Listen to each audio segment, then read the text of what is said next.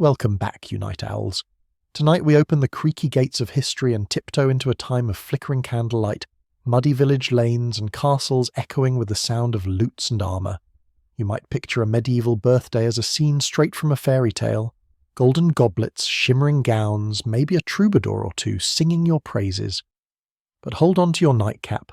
Most medieval folks didn't even know their birth date, let alone celebrate it with cake. And those who did, well, they probably won't survive this. So before you get comfortable, take a moment to like the video and subscribe, but only if you genuinely enjoy what I do here. And don't forget to comment below with where you're listening from and the local time. Now dim the lights, maybe turn on a fan for that soft background hum, and let's ease into tonight's journey together. It begins in the highest of towers and deepest of dungeons, because in the Middle Ages your birthday mattered very little, unless you were born into silk sheets. Royalty, noble families, and the church elite had access to the one thing the rest of medieval Europe didn't: records. Written chronicles kept by scribes and monks ensured that the birth of a prince or princess would be remembered, celebrated, and most importantly, politically leveraged. After all, the birth of a future monarch wasn't just a family affair. It was national news, often used to solidify alliances or stir up new ones. Take, for example, the lavish birthday feast thrown for English kings like Henry III. His known birthday, October 1st, gave reason each year for elaborate courtly dinners where roasted peacocks, sugared almonds, and spiced wine flowed freely. Chroniclers noted such occasions with poetic flair, immortalising not just the meal, but the politics that simmered beneath every goblet raised. Food wasn't just sustenance, it was spectacle, status, and a subtle threat. "Behold," the feast whispered, "this child is divine and worthy." Not all monarchs leaned into the birthday bash, however.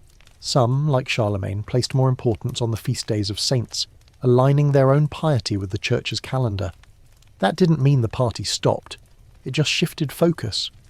A monarch born on St. Michael's Day, for instance, might fold their own birthday celebrations into the saint's festival, complete with processions, special masses, and communal meals where nobles received silver spoons and peasants got extra loaves of bread, if they were lucky. And yet, amid all the fanfare, the average person's birthday came and went with little more than a grunt and a sip of ale. Most peasants didn't even know the exact day they were born. Why would they? The recording of births was neither consistent nor prioritised, unless a local priest happened to jot it down during a baptism, which usually happened within a day or two of the birth itself, more out of fear for the newborn soul than any sense of family nostalgia. Which brings us to a tiny moment of birthday-adjacent weirdness. Some medieval parents believed the fate of their child could be affected by the first thing they saw upon opening their eyes. A chimney sweep? Good luck. A black cat? Not so much. These odd superstitions nestled themselves into medieval culture like breadcrumbs in a forest, easy to miss but always underfoot. And if the child happened to cry unusually long, that might be a sign that a fairy had swapped them with a changeling. Time to leave some iron scissors under the crib just in case. Still, the medieval elite carried the torch of birthday celebration with unashamed extravagance. As literacy improved among nobles, keeping personal journals or having family chronicles became fashionable. These often included not just birth dates but celestial charts drawn up by astrologers to determine what sort of personality the child might develop, or what dangers they might face. Spoiler alert, the stars always predicted at least one mysterious illness and a romantic scandal. In royal courts, birthday celebrations became miniature parliaments where flattery was currency. Entertainers performed symbolic plays. A lion cub might represent the young prince's strength, or a staged dragon slaying could foreshadow a future triumph. Gifts were carefully curated: embroidered tunics, miniature suits of armour, gilded books of psalms. Sometimes the gift wasn't even for the child, but for the mother, a subtle nod to her royal womb, now proven fertile and politically useful. One particularly memorable birthday moment occurred during the short life of King Edward VI, the son of Henry VIII and Jane Seymour. His early birthdays were public affairs, staged almost like theatrical productions, designed to reassure the realm that their future Protestant monarch was hale, hearty, and divinely ordained. Whether or not Edward enjoyed the attention is unclear, but his presence at his own party was mandatory. Royal childhood was rarely private, and birthdays were less about joy than propaganda. Even more curious were the edible creations that began to emerge in elite households. Early versions of birthday cakes were dense and savoury, closer to fruit-stuffed breads or honey-drenched pastries than the frosted towers we know today.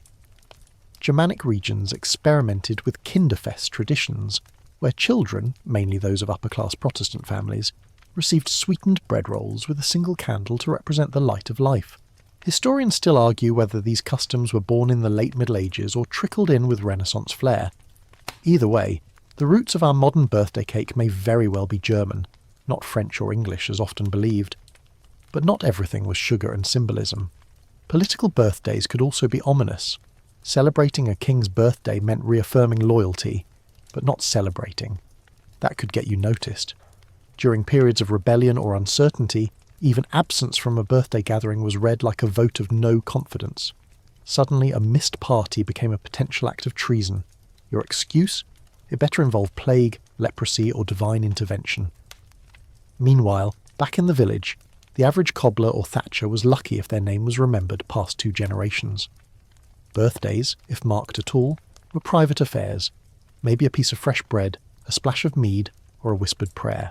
Some oral traditions suggest that in smaller communities, a local elder might acknowledge a child's growing year with a tale or song, but these moments were more coming of age than birthday blowout. And while we're here, let's not skip the medieval sense of humour. There are passing records of nobles playing pranks on birthdays, surprising a lord with a banquet where every dish was dyed blue, or swapping his ceremonial goblet with one that sprang a leak. A few documents from Italian city-states even hint at joke gifts. Fake scrolls granting someone ownership of the moon or titles like Lord of the Muddy Pigs. It's comforting to know that medieval jokesters were alive and well, even if their material involves significantly more parchment and significantly fewer whoopee cushions. Still, not everyone was laughing. Among the devout, especially in monastic circles, celebrating a birthday was seen as vain or even sinful. Life, after all, was suffering and trial. A birthday was just a reminder of how far one had yet to go before salvation. Better to celebrate one's death day, the moment of passage into eternal reward. In fact, many saints' feast days are actually their death anniversaries, not their birthdays. So we end this section with a paradox. The Middle Ages, that candle-lit time of kings and peasants, didn't really do birthdays the way we imagine. And yet, the echoes of those feasts, fears, and flickering candles still drift through time, baking themselves into every slice of birthday cake we eat today. Feast days were the medieval calendar's main event, the real celebrity birthdays of the age.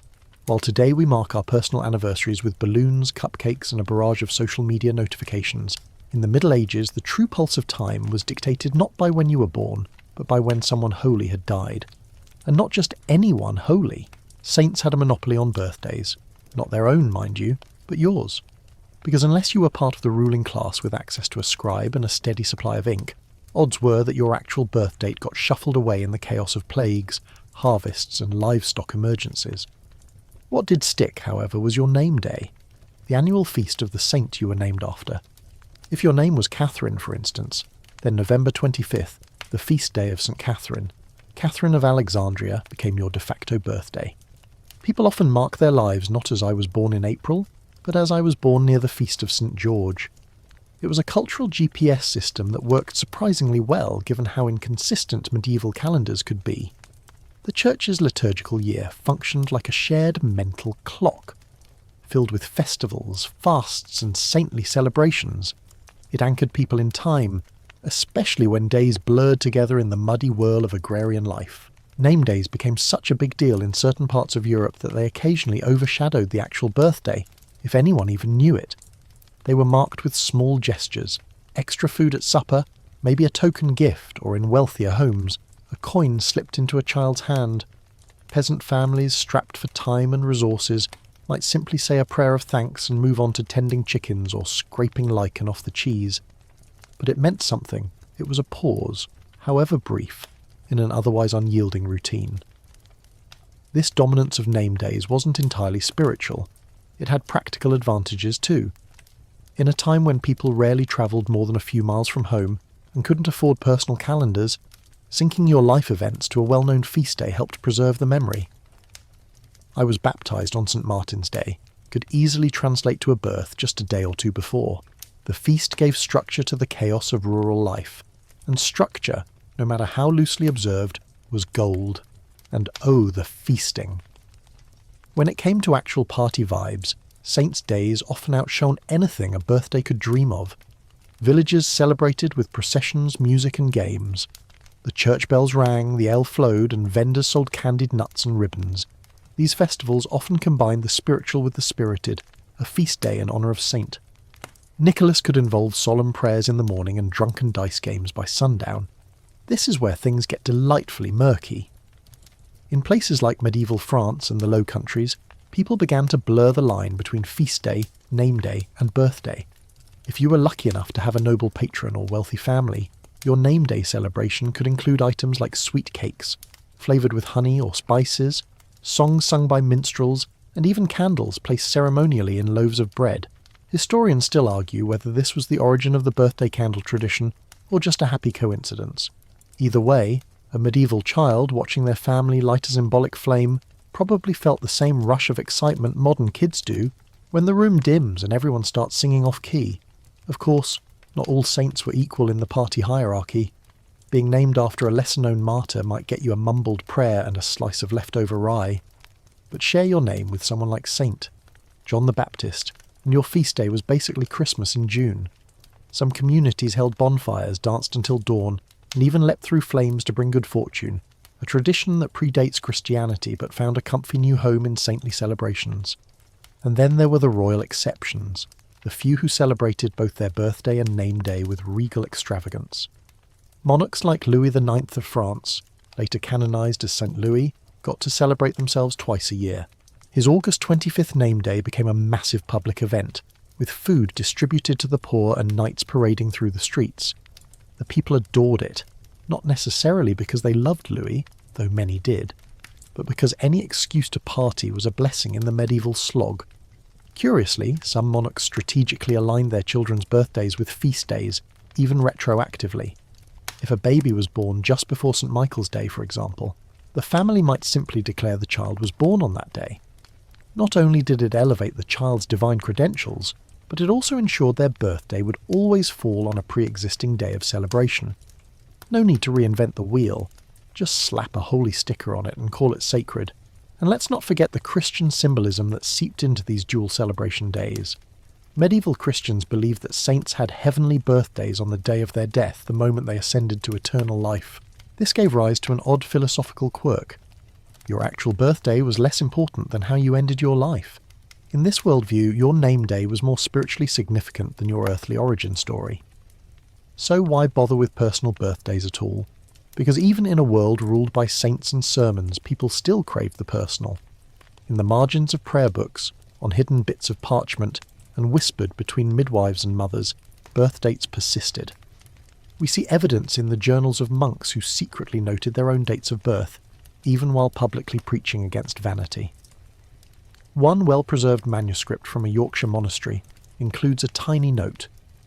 This child was born as the sun rose on the feast of St. Dunstan.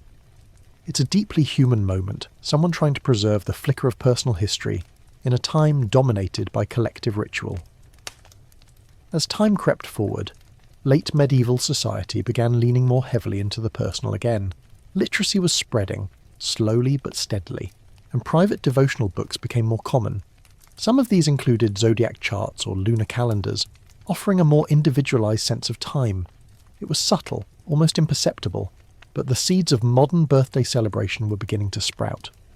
One quirky tidbit from this transition period involves birthday remedies. In some herbal texts, specific plants were said to offer extra potency if harvested on a person's birthday. Mugwort gathered on a birthday, for instance, was believed to heighten dream clarity and protect against evil spirits. Imagine marking your birthday not with cake, but with a carefully timed plant forage and a suspicious sniff of dried leaves. Ah, the joys of medieval wellness. But for all its collective spirit, the age of feast days wasn't completely impersonal. Families, especially those with some means, began creating modest traditions that layered over the church calendar.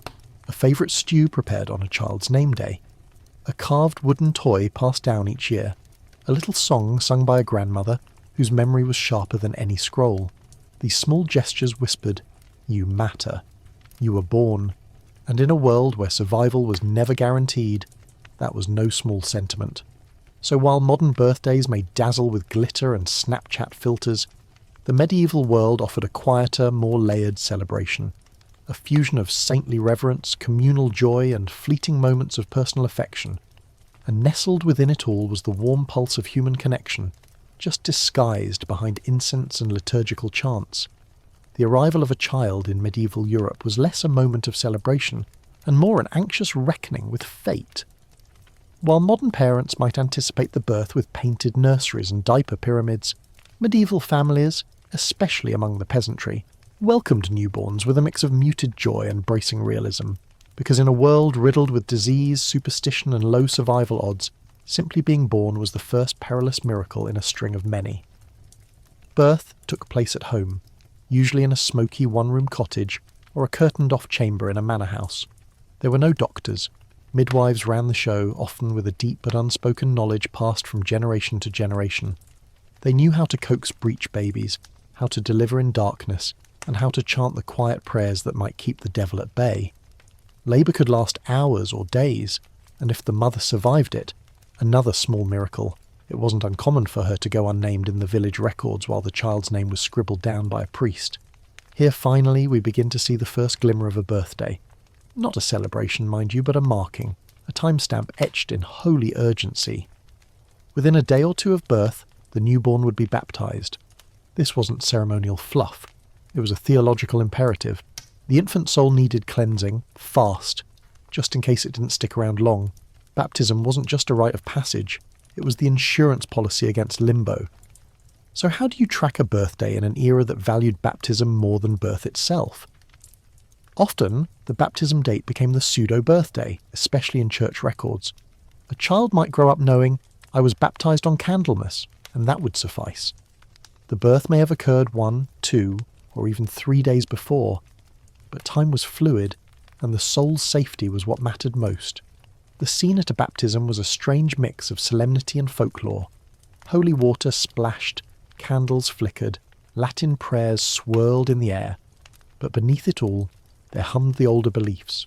Midwives might discreetly tie red threads around the baby's wrist to ward off fairies. Some whispered charms under their breath, mixing sacred and pagan with no sense of contradiction. After all, it was better to be safe than snatched by woodland spirits. One quirky tradition that lingered in parts of medieval Ireland and Wales involved placing a pinch of salt on the infant's tongue. Salt, believed to be a purifying agent, kept demons from nesting in the child's mouth. And in some northern villages, the midwife would quickly touch the baby's forehead with a coal from the hearth, a fire blessing meant to confer strength and warmth. Historians still debate whether these rituals were meant to sanctify, to protect, or simply to comfort mothers who had seen too many cradles go empty. Naming ceremonies often occurred at baptism, tying the child to a specific saint. As mentioned earlier, this effectively linked their identity and their life milestones to that saint's feast day. So while the actual birthday was rarely emphasised, it folded invisibly into the child's developing identity.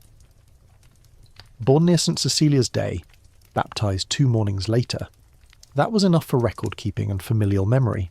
Yet, as we slide up the social ladder to noble families, the experience shifts. High-born mothers gave birth in guarded chambers, often surrounded by ladies-in-waiting, physicians and clergy.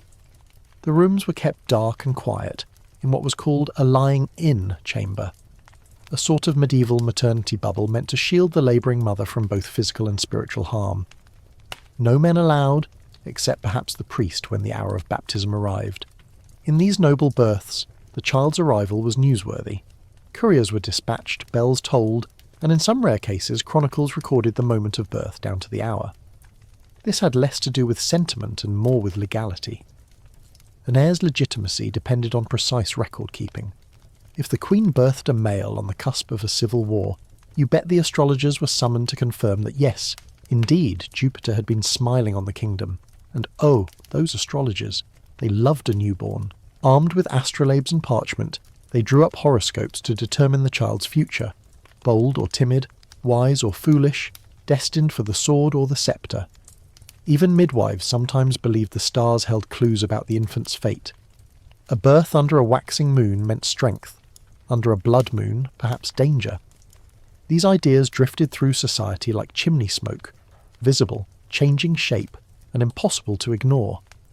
Among the nobility, the post-birth phase became a series of rituals. The mother entered churching, a formal purification and thanksgiving ceremony that allowed her to return to public and spiritual life. Often overlooked in modern retellings, this rite was a big deal, both as a religious event and a social comeback tour for the new mother. It's possible that subtle birthday customs began here, with a private dinner or a gift of sweetmeats shared with family and midwives.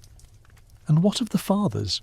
In peasant homes, the man was likely off tending fields or livestock, only hearing of the birth hours later. In noble homes, fathers might pace anxiously, more for political stakes than personal ones. A male heir meant stability. A daughter, though often cherished, meant more negotiations ahead. Some fathers, especially in Mediterranean regions, offered a special coin or token to the midwife, part thank you, part bribe for good news. As for the baby, life began with sleep, swaddling, and cautious hope. Parents didn't always name their child immediately. Superstition warned against getting too attached before the first few precarious weeks passed. But if the infant survived the initial days, the family might begin a quiet form of celebration. A better meal, perhaps. A visit from neighbours bearing gifts like wool scraps or carved rattles. Nothing elaborate, but meaningful all the same. There were other layers to this birth tapestry woven from belief and necessity. In parts of Eastern Europe, families hung garlic braids above the newborn's bed to repel witches. In the Alps, some mothers placed an iron nail under the mattress, claiming it would anchor the child's soul. And across most of Europe, mothers slept with their babies in bed, not out of sentiment but sheer practicality. In the dead of winter, separation could mean frostbite or worse. Among the merchant class, a growing sense of record-keeping began to take root by the late Middle Ages. Ledgers, family Bibles, and household almanacs occasionally featured handwritten notes about the birth of children, especially sons. These annotations were inconsistent but significant. They suggest that by the 14th and 15th centuries, personal identity was starting to matter more. A child's birth, even in a humble household, might merit ink. Of course, the Church remained wary of placing too much emphasis on individual births. Pride, after all, was a sin, but this didn't stop families from quietly developing customs that honoured the moment. Some gifted the newborn a tiny silver charm, others baked a special bread, and still others waited until the child's first birthday, if they lived that long, to host a small meal. This milestone was less about annual celebration and more about survival triumph. A child who reached 12 months had a better shot at lasting longer, and the family might whisper prayers of gratitude into the rising steam of a stew pot. So we find ourselves in a curious space. In a time when few people celebrated birthdays, the birth itself was a deeply significant and precarious event. Wrapped in linen, swaddled in ritual and cloaked in layers of fear and faith, the medieval baby was a walking paradox, sacred yet vulnerable, celebrated yet unrecorded. And while there was no cake, no candles, and no cheerful chorus of happy birthday, there was something far older and perhaps more profound, a quiet acknowledgement that life had sparked in a dangerous world, and that, for one breathless moment, was miracle enough. It's night in the medieval countryside. The stars blaze like frozen lanterns, untouched by city smoke or modern light pollution. In a thatched-roof cottage, a midwife cradles a newborn and glances upward, murmuring something under her breath about Mercury and the waning moon. For many in the Middle Ages, the sky wasn't just beautiful. It was a map, a calendar, and, depending on who you asked, the very script of your destiny. A birthday without the stars was like a letter with no seal, open to confusion, error, or worse, misfortune. Astrology, though often dismissed today as fringe or fluffy, was mainstream science in the medieval world. It was taught at universities, used by physicians, and referenced by kings.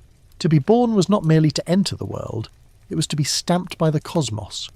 And if someone did happen to know the date, or better yet the hour of their birth, then the heavens were theirs to interpret.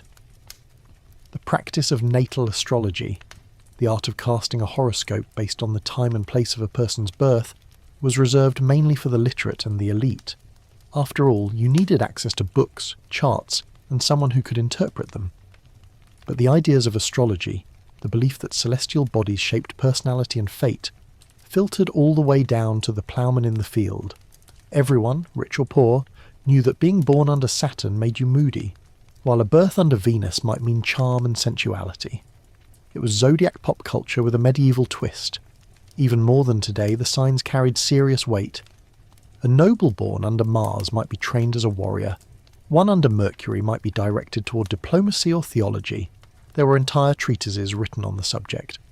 Dense, Latin-filled manuals that offered guidance on raising a child based on the angle of Jupiter at dawn or the positioning of Leo in the sky.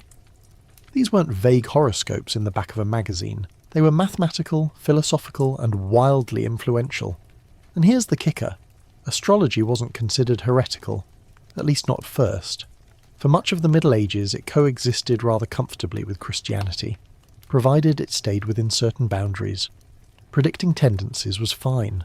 Predicting the future, that's where things got dicey. The Church drew a fuzzy line between natural astrology, which looked at celestial influence on the body and temperament, and judicial astrology, which dabbled too much in fortune-telling. The latter could land you in theological hot water, unless, of course, you were advising a pope.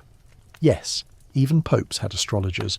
Pope Sixtus IV consulted the stars before making major decisions. So did Emperor Frederick II and King Charles V of France. These weren't secret practices. They were published, respected, and in some cases engraved on tombstones. Birth dates were collected for this very purpose, to know the stars that governed your beginning. Among common folk, this cosmic curiosity took on simpler forms. Midwives sometimes noted the moon's phase during a birth, believing that children born on a full moon would have good fortune, or depending on the region, be dangerously stubborn. There were also widespread beliefs about the days of the week. A child born on a Wednesday might be clever and talkative, while one born on Sunday was often thought to be lucky and touched by God. And just like today's memes about being a Scorpio rising, medieval parents might whisper, "Ah, a Thursday child, he will have far to go." One quirky fringe belief involved being born during an eclipse. This was rare and highly suspicious. Eclipses were seen as omens, interruptions in the divine order. A child born during one might be marked for a life of strangeness, or worse, thought to be a changeling or witch. These superstitions persisted despite clerical frowns, and were sometimes enough to cast suspicion on a child before they could even speak. Some families commissioned horoscopes as a form of status. Much like commissioning a portrait or a coat of arms, having an astrologer chart your child's birth chart was a sign that you took their future seriously. The process was elaborate. Astrologers needed the exact time, place, and date of birth, and then spent hours, or days, casting charts by hand. Using planetary tables called ephemerides, they mapped the positions of celestial bodies and interpreted their angles or aspects to each other.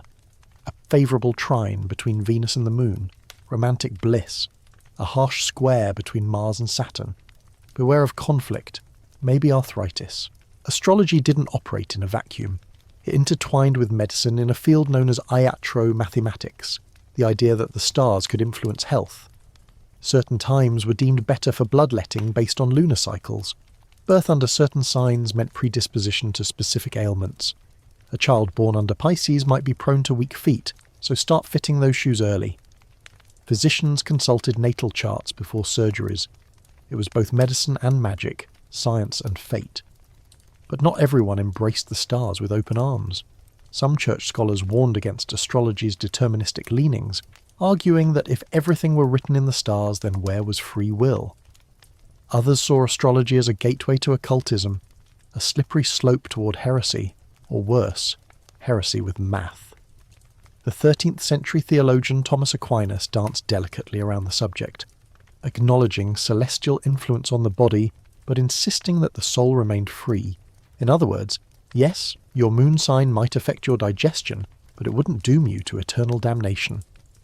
Despite clerical concern, astrology maintained a grip on the medieval imagination. It showed up in art, in manuscripts, and even on cathedral walls. The signs of the zodiac were carved into stone, painted on ceilings, and tucked into illuminated margins. They were part of the medieval mind's fabric, both mystical and mundane. And while the masses might not have had access to complex horoscopes, They certainly felt the influence. Farmers consulted almanacs to know when to plant crops. Women timed certain activities based on lunar cycles. Even kings hesitated to begin military campaigns during Mercury retrograde. Not that they called it that, but the principle was the same. There was also a darker side. Some birth dates became a kind of curse. If a prominent figure was born on a day later associated with disaster, a flood, a fire, a military defeat, their enemies might seize on it as proof of divine disfavour. And if someone powerful died under an ominous sky, astrologers were often tasked with retroactively explaining why. This retroactive astrology sometimes turned into political spin. Of course the king died. The stars warned us back in January. Historians still argue whether astrology was more belief or behaviour. Did people really change decisions based on the stars, or did they just like the idea of a cosmic script? Like many things medieval, the answer is likely both. People wanted meaning in a chaotic world, and the stars offered a form of order even if it was distant and cold. And in all this celestial wrangling, a birthday, if remembered, became a touchstone, a moment when the cosmos cracked open and said, "This is who you are." Not every medieval person had this moment, but for those who did, it offered a strangely modern gift, a sense of self. So while peasants toiled in ignorance of their star charts, and monks debated the theology of fate, a select few could gaze at their birthday sky and see something more. A divine mirror, a blueprint, or maybe just a very medieval kind of horoscope, one with fewer emojis and more Latin. In the grand tapestry of medieval timekeeping, your name held more weight than your date of birth, and not just your name, but the holy figure attached to it. If you were christened Thomas, it wasn't just a pleasant-sounding choice or a tribute to your great-uncle, who once stole a pig and got away with it. It meant you bore the legacy of St. Thomas, likely Thomas Becket or Thomas the Apostle, and with that name came a feast day, a recurring marker each year that substituted quite effectively for the celebration of your actual birthday. Holy days and name days reigned supreme in medieval Europe, particularly in areas where record-keeping was loose and lunar calendars outpaced actual clocks. These feast days were community affairs, spiritual obligations, and in many cases, the only form of birthday recognition most people ever received. In a society where a significant portion of the population couldn't read, didn't own clocks, and thought in terms of harvests and saints rather than minutes and months, feast days were how people oriented themselves in time. Your name day was a milestone, a marker, and a moment to be acknowledged. The exact day you were born? That detail was lost to the straw and soot of your thatched roof beginnings. But let's be clear, this wasn't just lazy record-keeping. It was deeply cultural. Saints weren't just admired. They were intimate companions in people's spiritual lives. Many believed these holy figures actively intervened on their behalf. Being named after a saint meant you had a patron in heaven, someone advocating for your soul in divine courtrooms. And so, your name day was not merely a reminder of your existence on earth. It was a celebration of your connection to eternity. This translated into some surprisingly festive traditions. In parts of Spain and Eastern Europe, name days became major events. Long after the actual birthday was forgotten or fudged, the feast of St. Anne, or St. George, or St. Ursula was observed each year with music, food, and toasts. It was, in many ways, more public and more joyful than the secretive counting of years. A birthday could go unspoken. A name day was everybody's business. In wealthier families, name days provided the perfect opportunity to blend piety with pageantry. A noble child named after St. Catherine might be dressed in white, adorned with flowers, and paraded through the manor chapel. Special prayers were said. Cakes, dense, spiced, and more loaf than layered, might be baked. The local priest might give a small sermon, drawing a flattering comparison between the child and the saint. Little Catherine is just as wise and pure, he'd declare, while quietly hoping her father would donate a new candlestick to the church. This wasn't purely for the child's benefit. It reinforced the family's piety, reminded everyone of their moral obligations, and subtly bragged about the family's spiritual literacy. After all, knowing when St. Catherine's Day fell meant you were plugged into the church calendar. No small feat in an age where calendars were rare and expensive. Among the clergy, name days were almost bureaucratically important.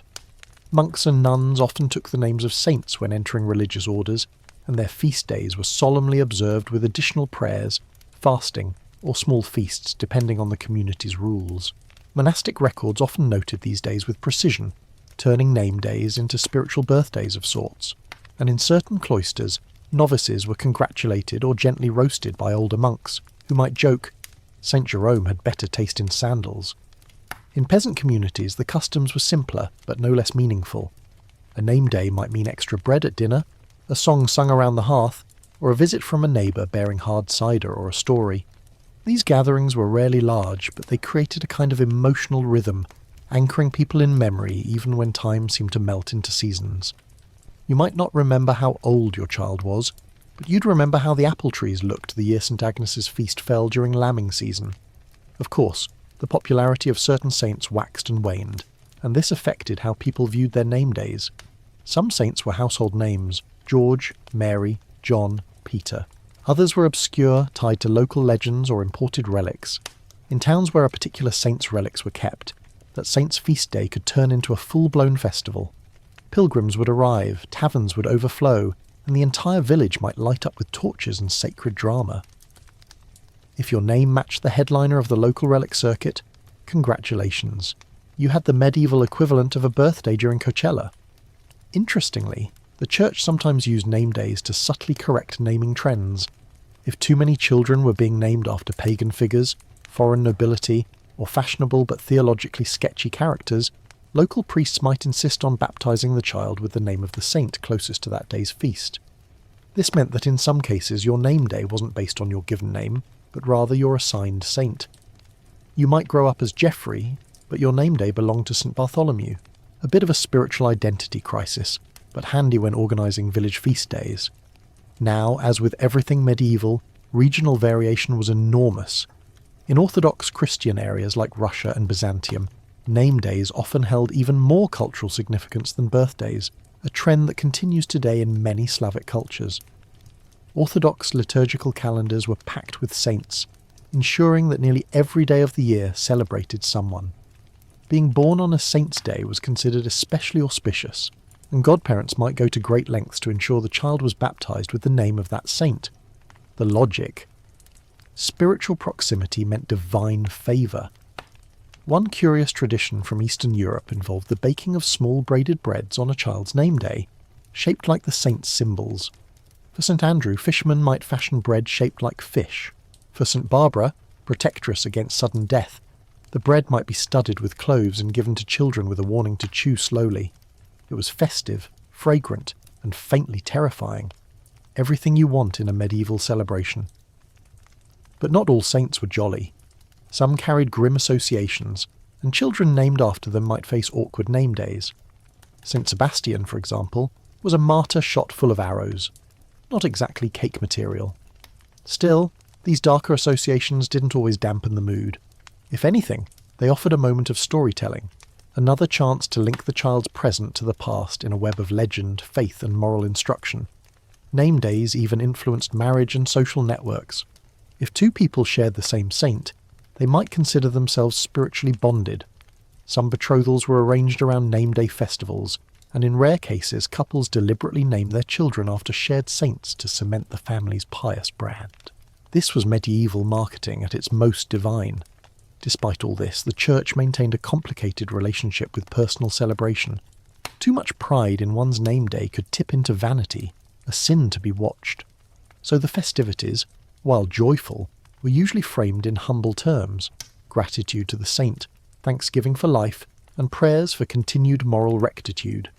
Yes, you may have a honeycake child, but remember, St. Lucy was blinded for her faith.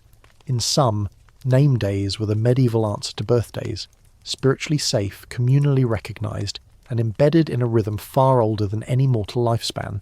They linked individuals to the divine, the communal and the eternal in one sacred package.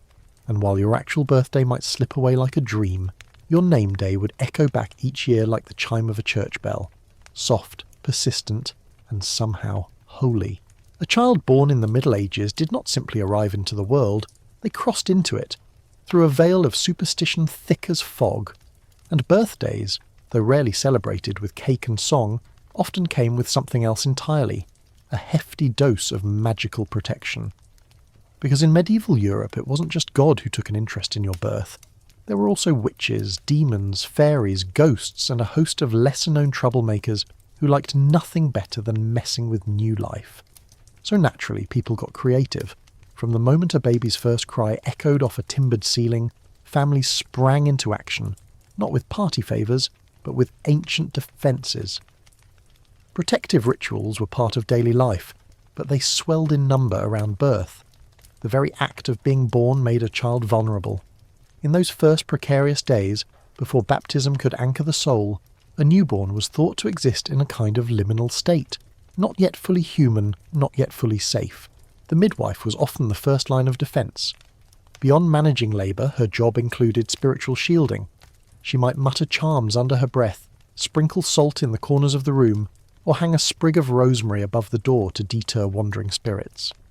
Rosemary, associated with memory and purification, was a medieval multi-tool. It scented the air, masked the smell of blood, and according to local folklore made devils sneeze. One widespread belief warned that a baby should never be left alone before its baptism. Evil spirits, especially fairies, were thought to be waiting just outside, eager to snatch the unbaptized child and replace it with a changeling. These creatures looked human enough but were listless, cried constantly, and failed to grow properly. If your infant suddenly seemed off, your neighbours might nod grimly and whisper, "It's not the same child." To prevent this switch, parents tied red threads or ribbons around the baby's wrist or ankle, a tradition still seen in some cultures today. Red was a protective colour, believed to ward off ill-wishing and the evil eye. Iron objects, scissors, needles, horseshoes, were also placed near the crib, often underneath or at the foot to confuse or repel malicious forces. Iron, with its connection to blood and industry, was thought to disrupt supernatural interference. And sometimes you just needed a goat. Yes, in some rural corners of Europe, a goat might be kept near the newborn for a few days as a form of spiritual lightning rod. Goats, with their unsettling eyes and reputation for stubbornness, were believed to attract the attention of spirits. The theory went, better the goat gets bewitched than the baby. If the animal suddenly grew sick or behaved oddly, it was considered a small price to pay. Such customs were particularly strong around what we might call birthday thresholds, moments when a child passed from one stage to another. While yearly birthday parties weren't common, transitional moments like the 7th day, the first month, or the weaning were observed with small private rituals. These were liminal days when the child was thought to be especially exposed to unseen forces. One curious example comes from parts of Scandinavia, where families would pour a circle of ash around the cradle for the first week of life. This barrier, like a chalk line at a séance, was believed to trap or confuse any spirit attempting to cross. If the ash line was disturbed in the night, mothers would look for signs, claw marks, a tuft of fur, or a faint smell of sulphur.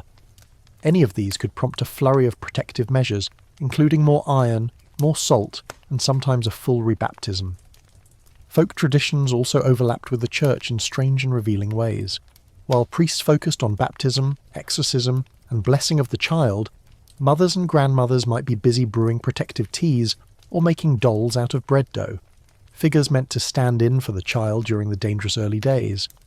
These dough dolls were burned, buried, or thrown into rivers with whispered prayers. Scholars still argue whether this was symbolic sacrifice or just wishful baking. Witches, too, occupied a weird birthday niche.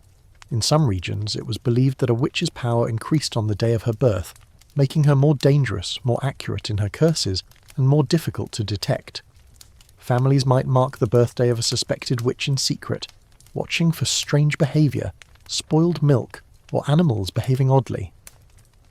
Of course, this also meant that anyone born on a major feast day, especially All Hallows' Eve, could be viewed with suspicion. A birthday was less a personal detail, and more a potential red flag, but the paranoia wasn't always targeted. Many people believed that a child born at certain times would attract bad luck without any external help. Being born at twilight, for example, could mean the soul never fully settled. A birth during a thunderstorm might suggest that the child was marked by the god of storms, depending on whether your folklore leaned Christian or pre-Christian. And being born with a caul, a thin membrane over the face, was simultaneously feared and revered. Some thought it protected the child from drowning, others burned it immediately as an omen. If a child survived the first year, a genuine milestone, it might trigger a low-key celebration. Not a birthday in the modern sense, but a protective milestone. Families might smear honey on the child's lips to sweeten the soul, or present them with a charm, often a coin or carved object, that would be worn until adulthood.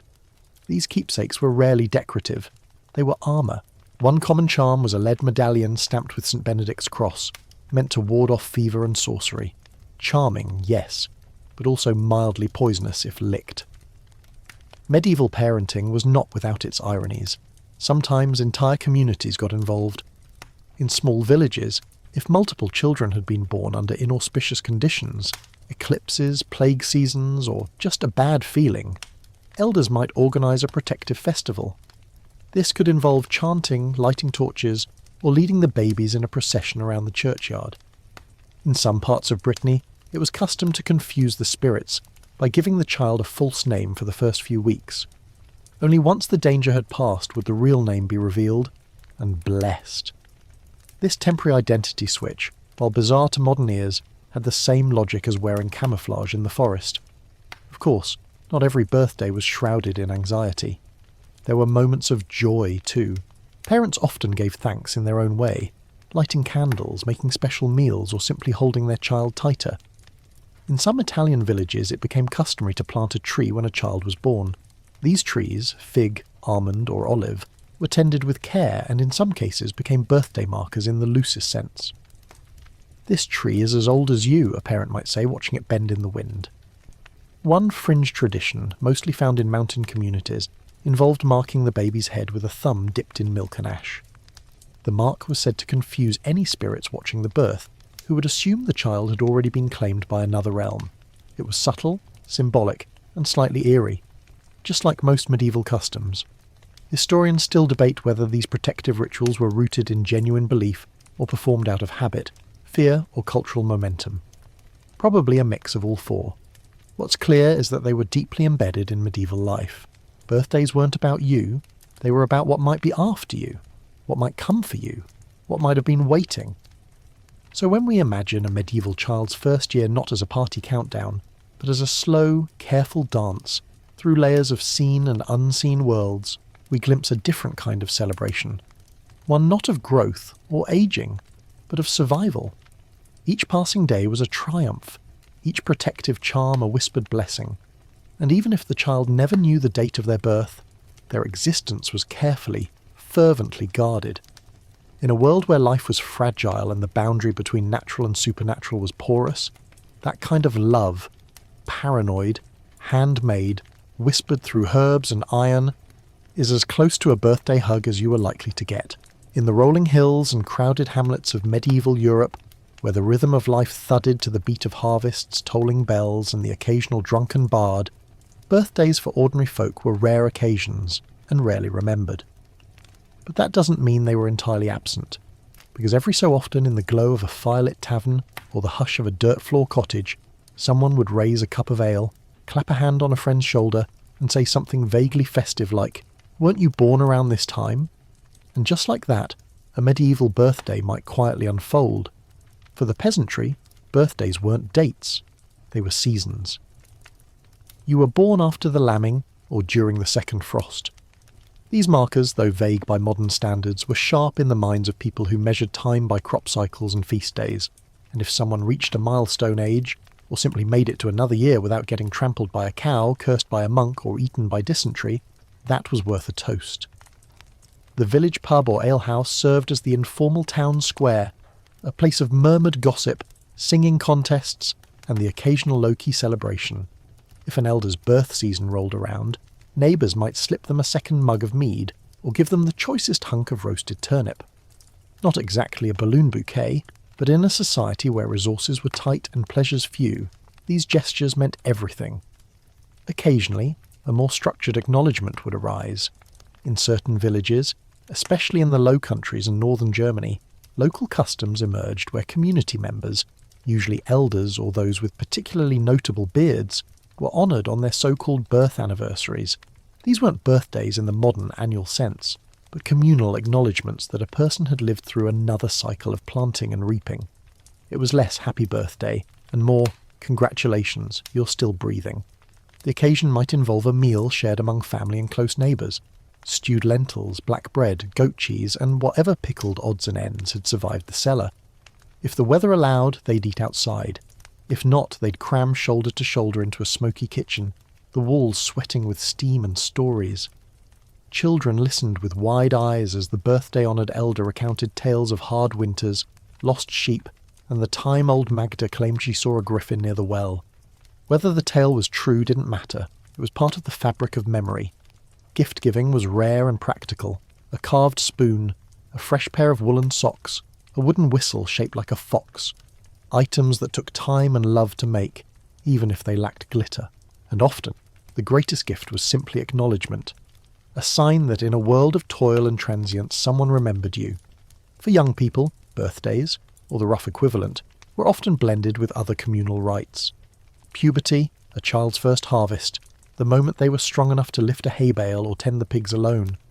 These milestones might prompt informal gatherings, a kind word from the local priest, or even a round of drinks. Yes, even for young teens, the Middle Ages had, let's say, flexible ideas about drinking age. One curious tradition among shepherding communities in the Pyrenees involved marking a child's first solo watch, the first night they guarded the sheep alone under the stars. Though not technically a birthday, this event was seen as a rite of independence, and sometimes celebrated with a homemade wreath of herbs or a bundle of wool tied with ribbon. In oral history, these nights were often remembered more vividly than the day of birth itself. And of course, there were toasts.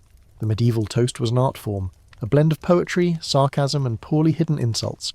Someone might stand on a stool and proclaim, "To John, who's lived through 2 wives, 3 plagues, and the smell of his own feet, may he outlast us all." Laughter followed. So did wine, ale, or cider, often served in shared wooden mugs passed from hand to hand.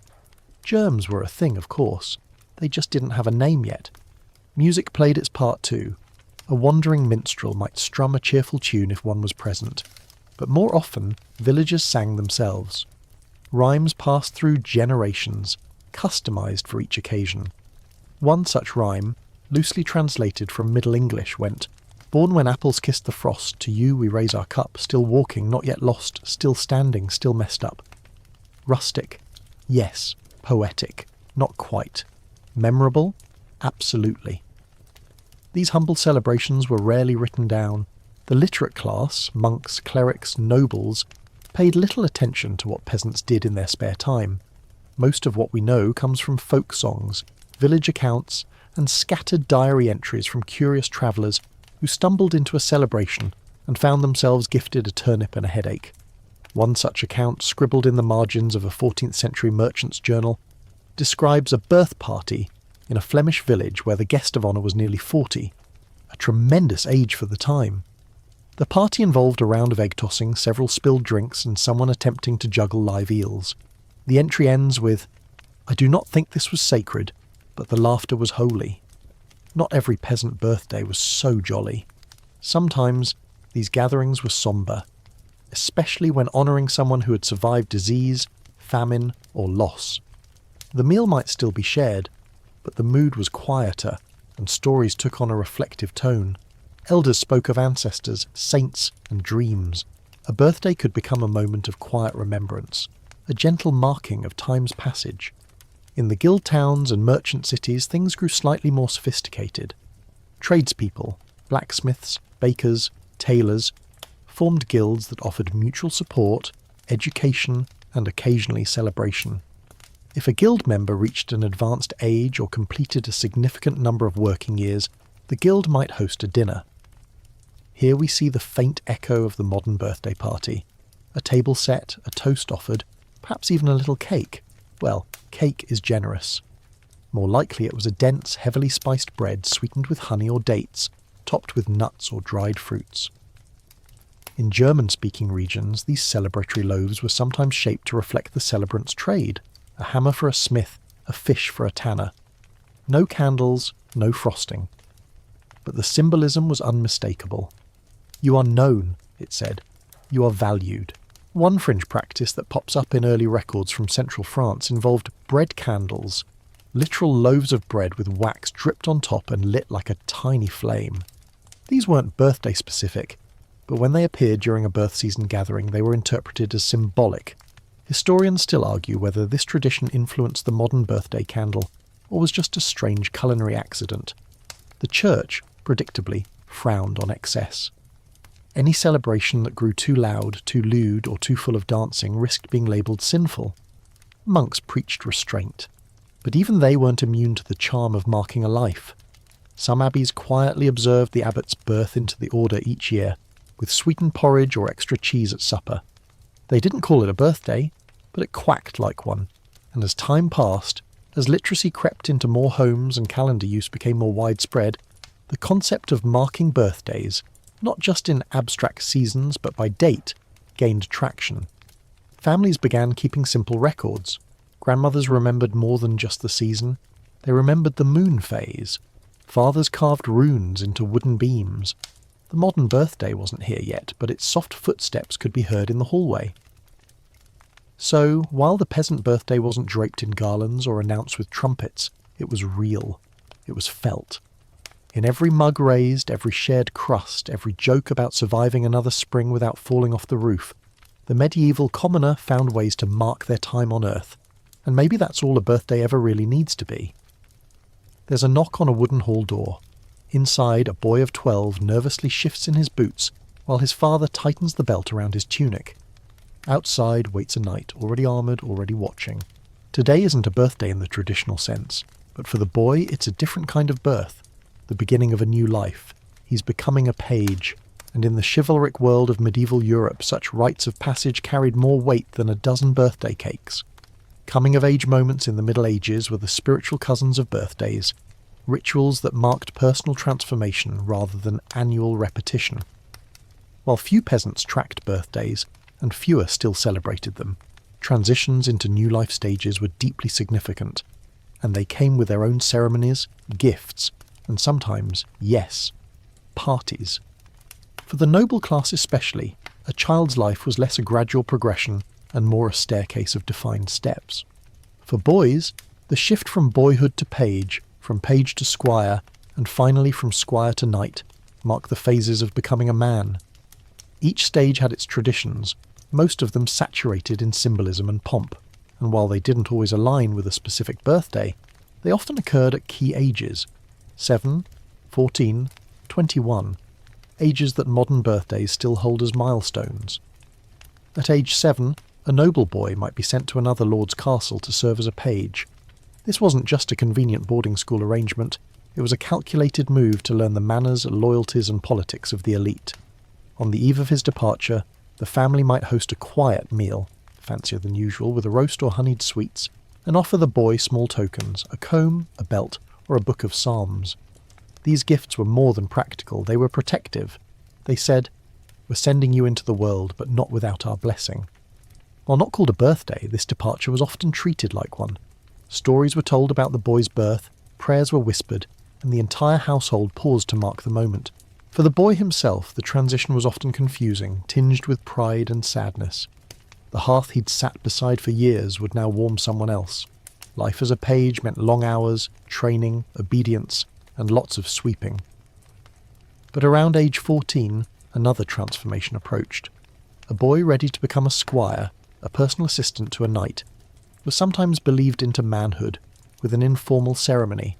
He might receive a sword, usually blunt, new clothes, and perhaps his first taste of command. His training now involved weapon handling, horsemanship, and etiquette. If you're thinking it sounds like knightly puberty, you're not far off. By age 21, the ultimate rite arrived, knighthood, and this was a real celebration.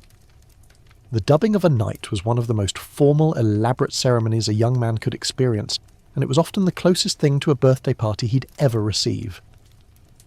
First came the purification. The squire would take a ritual bath symbolising spiritual cleansing. He'd fast, spend a night in vigil, often alone in a chapel with only his sword for company, and then, at dawn, the ceremony would begin. Dressed in white, purity, red, blood, and black, death. He'd kneel before his liege lord or a chosen knight. After a brief ritual, sometimes including a symbolic blow to the neck to awaken him, he would rise as a knight, cheered by peers, blessed by clergy, and often treated to a feast. This feast, unlike most birthday meals, could be grand. Guests drank, music played, and the new knight might even receive gifts. A new horse, a banner with his coat of arms, or a silver goblet etched with his name. These moments were both personal and public, a rare chance to feel singular in a world that usually flattened individuality. For noble girls, the rites were different, but no less significant. While they didn't get armour and sword belts, they did have formal transitions into womanhood, often marked by betrothal or entry into a convent. These events were heavily ritualised and, depending on the family's status, celebrated with parties that rivaled knightings. At around 12 to 14, a girl might be declared of age. In noble houses, this could mean her first formal gown, her first public appearance at court, or her first introduction to potential suitors. Her hair might be braided differently, her veil lengthened. If she entered religious life, the ceremony could involve symbolic marriage to Christ, complete with ring and veil. Families marked these changes with gifts, embroidered garments, jewelled brooches, or a handwritten prayer book. These were deeply personal items, often inscribed with the girl's name and date, one of the few times in a woman's life when her birth or age was acknowledged in material form. Among the merchant and artisan classes, coming-of-age rituals tended to revolve around trade and work. A boy becoming an apprentice might receive a set of tools or a coin pouch from his father. Upon completing an apprenticeship, the young man would be declared a journeyman, a title that, while not festive by modern standards, was cause for ale and applause. One account from a Florentine ledger notes a young cutter of cloth, now free of apprenticeship, who received a loaf of sugar and a garland from his fellows. A loaf of sugar, rare, expensive, and sweet, was a highly symbolic gift. It suggested not just success, but refinement. And in this humble sugar loaf, we glimpse the beginning of personalised celebratory gifting, a concept now central to birthdays. For girls of working families, transitions often occurred around marriage or employment. A girl hired into a household as a servant might be given a new dress or wooden comb. Her family might host a modest supper in her honour, salted fish, barley porridge, and whatever could be spared. These events were quietly emotional. In a world where daughters often left home young and rarely returned, the meal was a farewell as much as a rite. And then there were the age miracles, celebrations not tied to birthdays, but to survival. In a society where reaching adulthood was far from guaranteed, turning 30 or 40 could prompt informal recognition. In some cases, the village priest might say a special mass, or neighbours might leave small offerings, bread, herbs, or candles. These tokens, while humble, conveyed a deep sense of communal relief. You made it, they seemed to say. We all did. Oddly, reaching old age, say 60 or 70, sometimes brought back the birthday effect in full force. A man who'd survived decades of plague, war, and famine might be honoured by the entire village, his long life treated as a holy blessing. These were some of the only times when an elder's actual date of birth might be retrieved from church records and invoked publicly. A rare event, and a rare kind of celebration. Sometimes, the ritual wasn't about the age, but the act. Surviving childbirth, completing a pilgrimage, or recovering from illness could all be reasons for a feast. And if any of these happened to fall around the person's actual birth month, the layers of celebration blurred into something quite birthday-esque. And in convents and monasteries, the coming-of-age moment often happened at a profession of vows. Novices took on new names, symbolising rebirth into a spiritual family. Their past birthdays faded, replaced by the date of their entry into holy life. But among friends and fellow monastics, the original date might still be whispered, marked by an extra crust of bread or a note in the margins of a prayer book.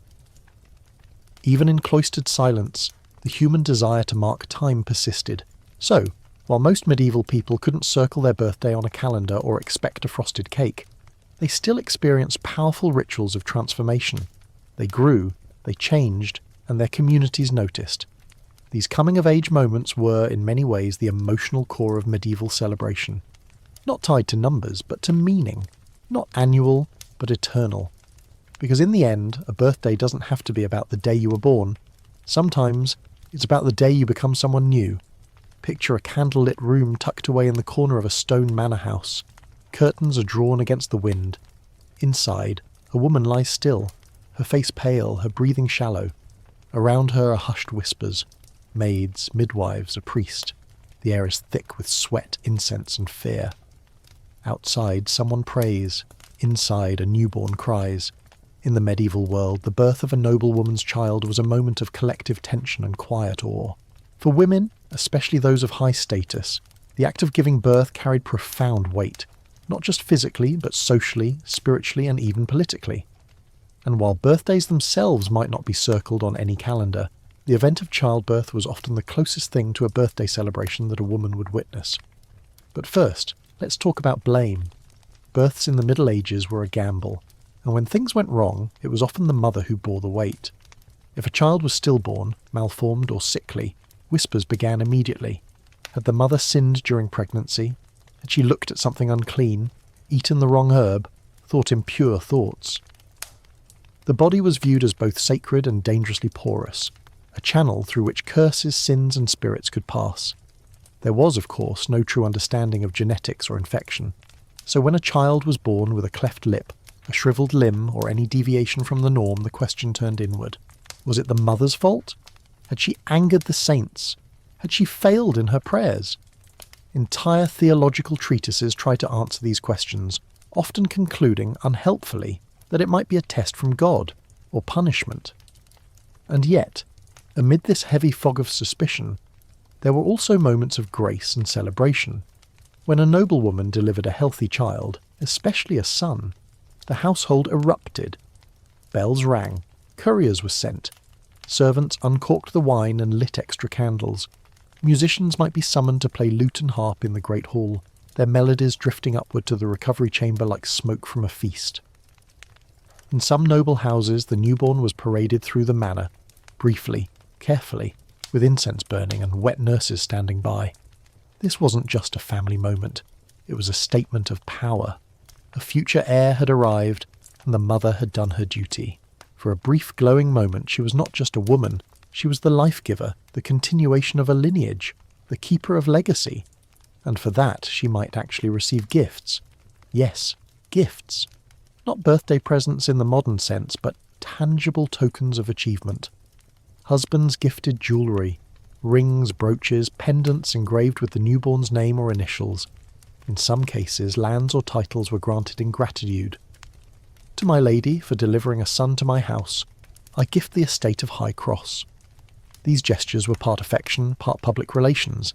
They affirmed the value of the mother not just as spouse, but as vessel of legacy. There's a surviving letter from a 14th century Burgundian nobleman praising his wife after she gave birth to twins. 2 sons in one breath, and neither cursed by ill form. God has surely favoured your womb. It's both touching and deeply clinical. The medieval mind, ever pragmatic, wrapped tenderness in duty. Noble women were often sequestered for up to 40 days after childbirth, a tradition known as the lying-in period. During this time they were bathed, fed and attended by women only. The chamber was darkened, considered sacred, even magical. No men were allowed in, and sometimes not even young girls. Midwives presided over the room like priestesses, and it was here that the first real moments of intimacy between mother and child unfolded. Occasionally, the lying-in period ended with a small ceremony known as churching. The woman was formally welcomed back into spiritual life, often in a quiet mass where she gave thanks for surviving labour. This was not just religious, it was a social reintegration, a symbolic rebirth of the mother herself. And while not called a birthday, this moment marked a renewal of sorts, one deeply personal and quietly acknowledged. But for many women, especially those outside the nobility, childbirth was less ceremonial and more survivalist. Midwives, cousins, neighbours, these were the birth attendants in a peasant cottage. The event was messy, fast, and often happened in the same bed where the woman slept each night. There was no church bell, no official announcement, just a weak cry, a relieved exhale, and someone running to fetch warm water. Still, even in these modest settings, customs thrived. It was common to present the mother with hot soup or broth, spiced if possible, to restore her warmth. A sweetened drink called caudle, made with ale, eggs, and spices, was sometimes shared by visitors. These rituals were as much about comfort as they were about community. Everyone knew how thin the line between life and death could be, and just as the act of giving birth was wrapped in ritual, so too was the act of remembering it. Some women, especially literate ones, kept private birth records. In France, Italy and England, fragments of family books have survived, their pages noting children's names, birth years, and sometimes even birth hours. One entry reads, "My daughter Anne, born under the first snow, as the moon waned, with St. Lucia's name upon her." A birthday record quietly hidden between psalms and recipes. These birth records weren't for parties, they were for posterity, for arranging marriages, confirming lineage, and remembering loss. Because many children didn't survive, and for the women who bore them, birthdays were often anniversaries of grief as much as joy. Which brings us to the quiet resilience of medieval women. In a world that didn't throw birthday parties or hang banners, women found their own ways to celebrate, mourn and mark time, embroidering initials onto cloth, planting herbs that bloomed in the season of a child's birth, whispering prayers on a feast day that felt close to their own. Some even crafted birthday charms, small bundles of cloth, beads and herbs tied together and hidden in a corner of the home. These weren't magical in the wand-waving sense. They were anchors, tiny testaments to a day when life changed. Sometimes the bundle was meant to protect the child. Sometimes it simply helped the mother remember. In wealthier circles, a woman's childbearing was sometimes commemorated with poetry. These verses, often awkward and overly ornate, praised her endurance and celebrated the newborn's traits. One such poem describes a noblewoman as the gate through which virtue enters anew, a strangely architectural compliment, but clearly heartfelt. Historians still argue whether these expressions were genuine or performative. Did men truly value the maternal experience, or merely the product? The answer, as always, is complicated. But in the letters, journals, and occasional confessions that survive, we see flashes of real feeling, pride, gratitude, loss, and a slow shift toward recognizing the woman not just as womb, but as witness and memory keeper. By the late Middle Ages, this shift became more visible. In some households, birthdays, especially of sons, were recorded by the mother herself. One Italian merchant's wife kept a detailed birth journal of her 11 children, noting the weather, the phase of the moon, and what she ate that day. She wrote, "Giovanni was born while soup boiled and sparrows chattered. He cried strong. I wept for joy." It's a short line, but it carries centuries. Even the church began to soften. While clergy still emphasized death as the true birthday into eternity, more priests allowed women to mark childbirth with special prayers. Some monasteries produced small devotional booklets for mothers, containing psalms, saint invocations, and space to write down births. These books, delicate and personal, became spiritual calendars, passed from mother to daughter like heirlooms. And every so often, amid these pages, we find something remarkable. A note, a sketch, a name surrounded by stars. It's not a feast day, not a saint's day. It's a birthday. Quiet, fragile, handwritten, but real. So while medieval women rarely had birthday cakes or candles, they carried the memory of birthdays in their bodies, their hands, their hearts. They remembered not the date, but the smell of the fire, the pain of the moment, the sound of the first cry. And sometimes, when the world was kind, they celebrated. Not with parties, but with presents. In the vaulted silence of a stone monastery, a monk scratches a date into vellum with a goosefeather quill. The parchment is yellowed, the ink thick and brown. He writes carefully. He's noting a birth, the son of a local nobleman baptized yesterday. But the actual date of birth? Not entirely clear. Maybe it was 2 days ago. Maybe 3. The stars were cloudy and no one had a sundial. Still, he writes what he can. For most of the Middle Ages, the recording of birthdays was less a matter of celebration and more a bureaucratic challenge wrapped in a fog of inconsistent calendars, clerical quirks, and spiritual prioritization. If a person knew their birthday at all, it was usually thanks to the diligence of a scribe or the luck of having been born on a memorable feast day. Otherwise, birthdays drifted, blurred into seasons, eclipsed by saints, and occasionally fumbled entirely. One major culprit, the calendar itself. The medieval world didn't use a single, consistent calendar. In Western Europe, the Julian calendar, established by Julius Caesar in 45 BCE, was still in use, and it worked, sort of. It was off by about 11 minutes per year, which might not seem like much, but after a few centuries those minutes added up. By the time of the late Middle Ages, solstices and equinoxes were noticeably misaligned with the dates intended to mark them, throwing off everything from farming schedules to saints' feast days. Worse still, New Year's didn't always start on January 1st. In many regions, the year began on March 25th, Feast of the Annunciation, or even on Easter Sunday, which meant your birth year could technically change depending on who was keeping track. If you were born in early March, you might be 1 year younger or older, depending on whether your local cleric used the Annunciation style or the circumcision style of dating. Yes, those were real terms. History is wild like that. Record keeping, when it happened, was often the domain of the church. Baptismal registers were among the earliest forms of organised vital statistics, yet even these were sporadic.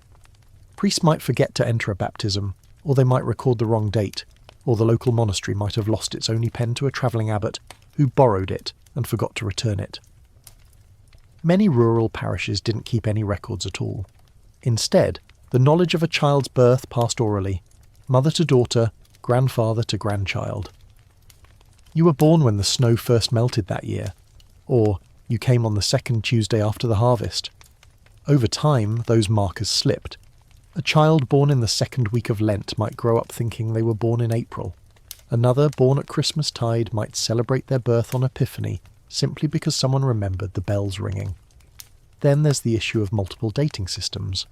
Alongside the Julian calendar were various ecclesiastical systems that organised time according to movable feasts.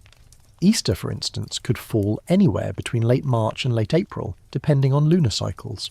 This made it hard to pin birthdays to an exact date, especially when documents used phrases like the Sunday after Candlemas or 10 days before Pentecost. You had to reverse engineer the lunar tables to figure out what they meant. Medieval birthday detectives had their work cut out for them. The scholarly elite tried to make sense of it. Monks like Bede the Venerable obsessed over chronology, crafting complex dating systems based on biblical events and Roman emperors. His calculations helped define the medieval understanding of time, but even Bede didn't seem especially concerned with birthdays. His interest was cosmic, eras, reigns, resurrections, not tiny, personal beginnings. Ironically, the most accurate records often belonged to kings, but even these were not immune to error. King Richard II of England was long believed to have been born on January 6, 1367. But alternate sources claim January 9th. Others say January 5th. His exact birth date remains debated among historians, an oddly comforting reminder that even monarchs had paperwork problems. And then there's the clergy. For many priests and monks, birthdays were almost irrelevant. The church emphasised spiritual birth, your baptism, and even more so, your death, the day you entered eternal life. That's why saints are remembered on the day they died, not the day they were born. In fact, birthdays were sometimes seen as a mark of vanity. Why celebrate the day you entered a world of sin? Better to focus on the day you escaped it. This theological tilt trickled down into record-keeping. Monasteries might log a novice's entry into the order, the date of profession, or the day they died, but rarely their actual birthday.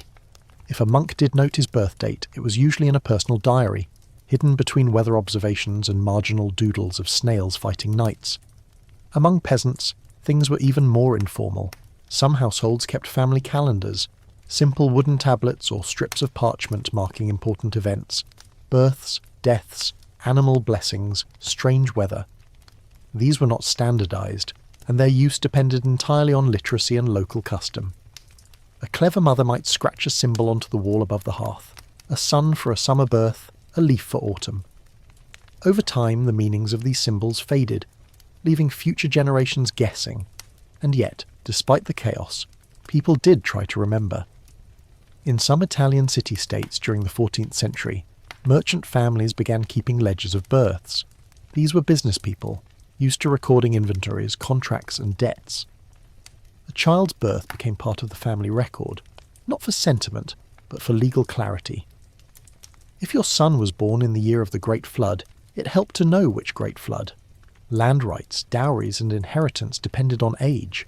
The family ledger became the quiet precursor to the modern birth certificate. One particularly charming detail. In some households, birth records were stored alongside recipes. the same page that noted the birth of Francesca, born when the vines bloomed, also listed a recipe for almond paste and instructions on how to wash linen with lye and lemon peel. Life, memory, and utility folded together like layers of an onion tart. Historians still argue about the prevalence of birthday knowledge in the Middle Ages.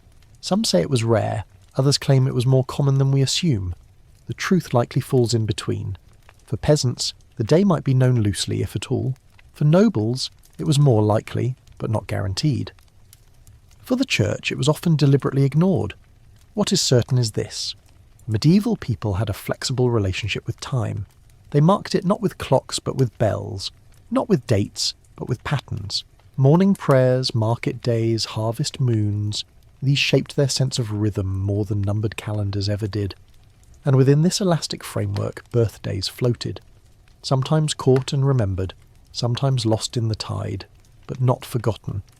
Because when someone lit a candle for you on your name day, or gave you an extra crust of bread on the feast of St. Michael, or said you were born when the apples first dropped last year, they were doing something profound.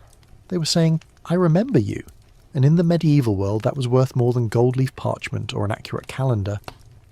A hush settles over a dimly lit hall. A plate arrives, round, warm, fragrant. On it, a cake-like thing, dense, spiced, slightly misshapen. It smells of honey, cloves, maybe a hint of dried fruit. Beside it, a single candle flickers, trembling slightly in the draught from the stone walls. There's no chorus, no happy birthday song, but someone smiles. This, in its simplest, earliest form, is the beginning of the birthday cake. The foods we associate with birthdays today, frosted tears, glowing candles, sugar highs, trace their lineage through centuries of culinary evolution. In the Middle Ages, celebratory foods were rarer, heavier, and much more symbolic. A cake in medieval terms was less dessert and more an edible metaphor, spiritual, medicinal, and occasionally magical. Bread, in its many forms, was central, the staff of life, the food that filled stomachs, soothed babies, and appeared in nearly every meal. In religious terms, it was divine, literally the body of Christ during communion. So when a person was honoured, be it for a feast day, a birth, or a coming-of-age moment, bread often stood in for cake. But this wasn't your average daily loaf. It was enriched, honey-sweetened, egg-thickened, sometimes studded with dried fruits or glazed with spiced syrup. More than nourishment, it was a treat. In Germanic lands, the word Kuchen begins to appear, part cake, part bread, evolving into something closer to what we'd recognise today. And here, in the 13th or 14th century, we find whispers of what would become the Kinderfest tradition, a yearly celebration for children in noble or well-off families. A single candle might be placed atop a small sweetened bun, representing the light of life. The child, surrounded by family, would be prayed over, not sung to. There was reverence, not revelry. The candle was extinguished, not blown out. Wishes came later. These candles weren't purely symbolic. Fire was mystical in the medieval world. It purified, revealed, destroyed. Lighting a candle marked sacredness. People lit them for saints, for souls, for protection during childbirth. To place a candle on a piece of food and dedicate it to a person's life, that was more than cute.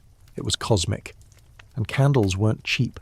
They were made from beeswax, a precious commodity, or cheaper tallow, which smoked and stank. Lighting one meant something. It meant the occasion was serious or joyful or dangerously liminal. A moment when the veil between the mundane and the spiritual was a little thinner.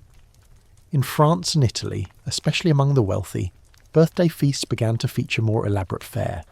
Cooked pears in wine, tarts filled with custards and nuts, even early attempts at marzipan, moulded into animals or the initials of the celebrant. These were edible status symbols, sculpted sugar that declared, I am rich enough to waste time on this. But let's not forget the symbolic foods. In many parts of Europe, people gave blessing loaves on significant days. These were small, often round, and sometimes inscribed with a cross or other sacred symbol. They might be gifted to a newborn or to a mother after birth, or given quietly to a child reaching a milestone. They were meant to be eaten slowly, mindfully, a kind of edible prayer. Some loaves were even baked with small charms inside. A bean, a coin, a dried fig. If you bit into the lucky charm, you were marked for blessing, or at least good fortune until the next feast day. These customs bled into the later king cake and other festive breads still found in modern European traditions. One charming example comes from the late 14th century in a Yorkshire manor household. A document records a cake for the steward's son marked with a star and aniseed. This cake was likely more bread than dessert, but its marking, symbolic and aromatic, suggests a gesture of celebration, perhaps even affection. The star may have represented a saint, a seasonal symbol, or even a subtle nod to the child's astrology chart. Indeed, spices were a luxury and a statement. Cloves, cinnamon, nutmeg. These weren't everyday fare. If they showed up in a birthday-adjacent meal, it meant someone had pulled strings, spent silver, or raided the merchant's spice chest. These weren't just flavours, they were fireworks. In Eastern Europe and Russia, honey cakes emerged. Dense, layered, often left to age for days before being served. These medovics, or lebkuchens, were sometimes crafted around a name day or birth commemoration. Children might receive a small square, wrapped in cloth, tied with a ribbon. It was sweet, yes, but also heavily symbolic. Honey represented health, wisdom, longevity, gifts as spiritual as they were culinary. Not all birthday foods were meant to be eaten. In some regions, families would bake a symbolic bread loaf, decorate it with herbs or small icons, and leave it on the family altar or near the hearth. This was not for consumption, but for spiritual offering, inviting protection for the coming year. A loaf for St. Bridget, for instance, might be adorned with spring greens and daffodils and left untouched for a full day before being fed to animals. One fringe custom from Bohemia even involved baking a loaf shaped like a cradle or an animal, then burying it near the threshold of the house. This was believed to bind the child to the household, protect them from wandering spirits, and ensure they would return even if they left. Whether this was truly about birthdays or simply seasonal superstitions is still debated, but the act of symbolic baking in honour of a child's existence certainly echoes birthday rituals. And then, of course, there's the drink. Ale was the everyday beverage, but mead and spiced wine were celebratory. A cup of warm mead, infused with herbs and honey, might be passed around in honour of someone's birth season or recovery from illness. In noble homes, mulled wine with orange peel and clove might mark the birth of an heir. Children, too, were sometimes given a sip, a tradition that sounds absurd today but made sense in a world where water could kill you faster than ale. In the Low Countries, a peculiar tradition arose involving pancakes. Thin, fried cakes, sweetened or filled, might be made on a child's name day, folded into little parcels and served with jam or cream. These were not everyday meals. They required eggs, butter and thyme, ingredients of luxury. The act of making them was part of the celebration, often passed from grandmother to daughter to child. Some of these food customs filtered down through centuries and across borders, morphing into what we recognise as birthday staples today. The idea of a circular cake representing the cycle of life, a candle for the spirit, a sweet reward for surviving another year. It all began here, in smoky kitchens, wood-fired ovens, and handwritten recipes beside birth records. Historians still debate the direct lineage. Was the birthday cake truly born in medieval Germany? Or did it evolve gradually across cultures, shaped by trade routes, sugar availability, and clerical leniency? There's no single origin point. But the clues are clear. Food and celebration, no matter how modest, were linked to the human need to be remembered. And that's the quiet magic of it all. In a world where birthdays weren't guaranteed, where dates blurred and names vanished in time, someone still made a cake. Maybe it was dense, maybe it was odd, maybe it burned a little on the bottom. But it was made with hands and care and maybe even joy. A flickering candle, a whispered blessing, a loaf that said, "You were born." The firelight flickers on the tapestries of a noble hall.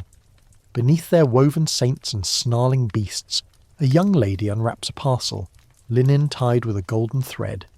Inside, a carved wooden bird, its wings outstretched, lacquered and delicate. She smiles. Across the table, a boy, barely more than a squire, watches nervously, trying not to choke on his spiced wine. This too is a kind of birthday gift, though the term birthday may never be said aloud. In the world of courtly love, gift-giving was a complex ritual. a dance of tokens and glances, of poetry and pretense. While the average peasant rarely exchanged birthday presents, or birthdays really, the noble class developed a culture where personal milestones, including birthdays, became convenient excuses for gift exchange, flirtation, and social manoeuvring. By the High Middle Ages, gift-giving had become a powerful social currency. It served diplomatic aims, reaffirmed loyalty, soothed egos, and occasionally expressed something dangerously close to affection. And few occasions offered more plausible deniability than a birthday or a feast day. A gift for your name day, a knight might say, handing over a pair of gloves embroidered with vines. But the message was clear. I think of you. I risk this moment. Among the aristocracy, birthdays, when known, often coincided with the exchange of small luxuries.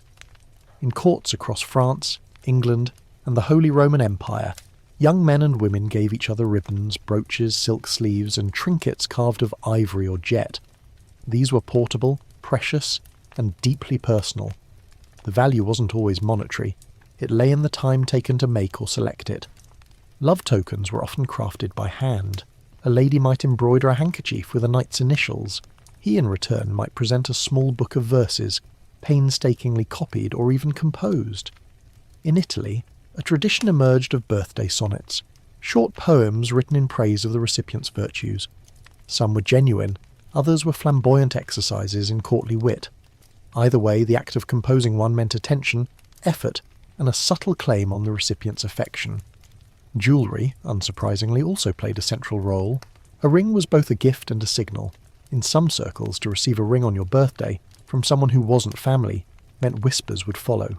Was it a pledge, a proposal, or simply a fashionable gesture? The ambiguity was intentional. Medieval romance thrived on suggestion, not clarity. Yet not all gifts were about love. Some were strategic. Kings and nobles used birthdays, especially the birthdays of heirs, as moments to distribute favours. A baron might receive a new estate. A knight, a sword engraved with the child's name. These weren't really presents for the birthday child. They were political messages wrapped in ceremonial ribbon. You are loyal. You will stay that way. One particularly theatrical example comes from the court of Eleanor of Aquitaine. For her son Richard's birthday, heir to both the English crown and vast French lands, she staged a feast that included minstrels reciting his lineage and messengers delivering hawks and hunting dogs as gifts from allied lords. Was it a maternal gesture? Perhaps. But it was also a calculated performance of dynastic stability. The boy's birthday was proof of continuity. His gifts were affirmations of power. Gift-giving also extended to the clergy, though with different rules. Bishops might receive illuminated manuscripts, rosaries, or relics on their birthdays. These were less about flirtation or politics and more about reinforcing spiritual ties. Gifting a monk a carefully copied psalter with gilded initials and tiny birds in the margins was an act of devotion and respect. And in some cases, gifts given to abbots or priors were thinly veiled bribes. Happy birthday, your grace, and about that land dispute. Among the merchant class, birthday gifts became increasingly common in the later Middle Ages. As towns grew and trade flourished, a new kind of middle class began to mimic the nobility. Guildmasters might give apprentices tokens of progress on their birthdays, small knives, measuring tools, or even boots. Families began exchanging handmade items, combs, belts, hats, or sweets wrapped in paper. These gifts were modest, but meaningful. They signalled affection, accomplishment, and a growing awareness of personal milestones. Women played a key role in these exchanges. Mothers often prepared simple presents for their children on birthdays or name days. Herbal charms, carved toys, or a better portion of supper. Daughters stitched shirts for brothers. Wives brewed their husbands' favourite spiced ale. These acts were not formalised. They didn't follow a set tradition. But they wove themselves into the everyday rhythm of life. One of the most enduring gifts, letters. As literacy spread, writing someone a personal letter became a powerful form of intimacy. A birthday letter, filled with blessings, advice, and memories, could outshine even the finest jewellery. Surviving examples from noble families show mothers writing to absent sons on the anniversaries of their birth. Today you were born in snow and pain, and my heart has never since been full without you. These were not sentimental fluff. They were declarations of love in a hard world. Even among the lower classes, tokens of affection found their way into the fold. A blacksmith might craft a small horseshoe for his daughter's birthday, stamped with the date. A shepherd might give a carved flute whittled on cold nights. These items were not gifts in the modern consumer sense. They were acts of presence, time, attention, labour. These were the currencies of the medieval birthday. One quirky example. In some Dutch towns, it became customary to gift a child a dream stick on their birthday. A smooth branch, carved and polished, said to help guide dreams and protect the sleeper from nightmares. These sticks were decorated with ribbons and herbs and sometimes placed beneath the child's bed for a full year. Part toy, part charm, part reminder. You are loved, you are protected. Historians continue to debate how much of this gift-giving was truly tied to birthdays, as opposed to name days or other feast-related celebrations. But as calendars became more standardised and record-keeping improved, the two began to blur. A gift given on St. Margaret's Day might also be a gift for Margaret's birth. And if not, well, close enough. Gifts also came with rules. To refuse a gift was an insult. To give too much was seen as showy. To give too little, an embarrassment. Social codes governed everything, from the wrapping, often embroidered cloth, to the timing, never during Lent unless highly necessary. There were no registries, of course, but there were expectations. And then, just as now, there were the awkward gifts, the ones that missed the mark. A poem that tried too hard, a ring too tight, a gift meant for someone else, re-gifted with new initials, a tapestry showing the wrong family crest. These slip-ups weren't always forgiven. A misplaced gift could spark gossip, resentment, or even feuds. Yet for all the protocol, the ritual, the danger, gift-giving remained one of the most human parts of medieval birthdays. Whether it was a brooch of silver or a rosemary bundle tied with twine, the message was the same. I thought of you. I paused for you. You matter. And in a world where people often died young, where names were forgotten and stories vanished with the wind, that kind of acknowledgement, however fleeting, was a gift in itself. The door creaks open. A man in flowing robes steps into the room, his arms full of scrolls, his beard flecked with ink.